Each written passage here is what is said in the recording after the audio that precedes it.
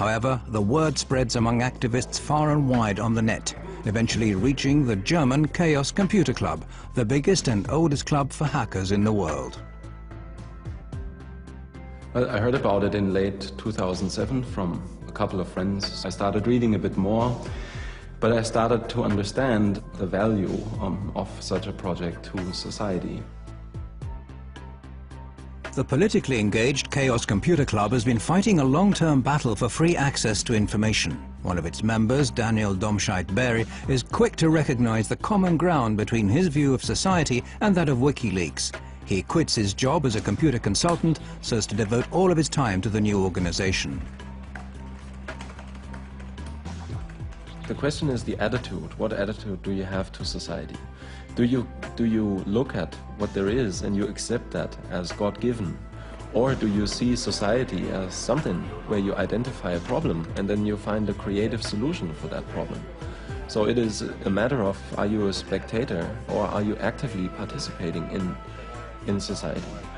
The Computer Club has put the skills of some of the sharpest hacking talents in the world at Wikileaks' disposal. What's needed now is a physical haven.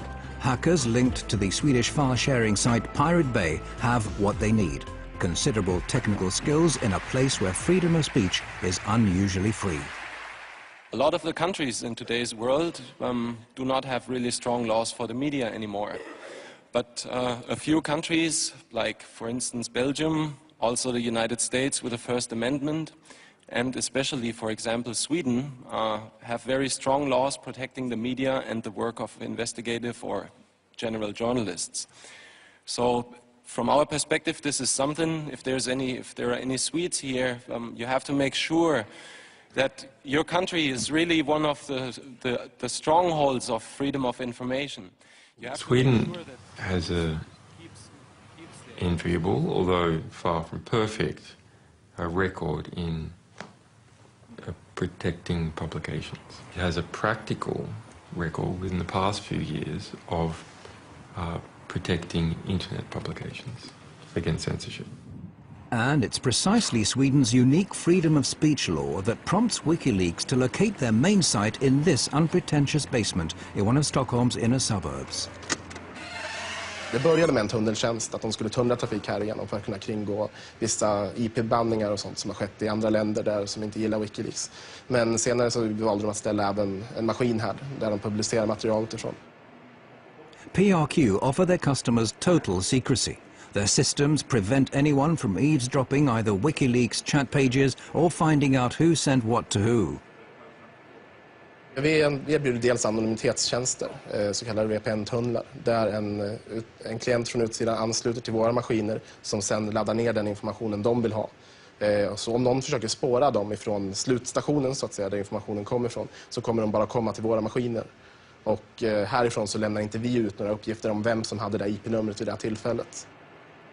PRQ have a track record of being the hardest ISP you can find in the world. There's just no one else that bothers less about lawyers harassing them about content they are hosting. And it's just the attitude that, let's say, works very well with what Wikileaks was set out to do. Här är vår serverhall. One reason why WikiLeaks need PRQ is that their operations are protected by Sweden's strict freedom of expression laws. Laws which PRQ exploit to the full. Vi accepterar allting som faller under, som är lagligt enligt svensk lag. Så accepterar vi precis allting. Oavsett hur omoraliskt eller förkastligt det kan vara i övrigt, så väljer vi att inte göra några moraliska bedömningar. Det är en informationsbomb som står och väntar istället för de konventionella vapnen. Och förhoppningsvis så kan den här informationen på något sätt stoppa några av de konventionella vapnen. Det är min förhoppning. And we aren't talking about any old information. It's from these servers at PRQ that WikiLeaks has, for example, made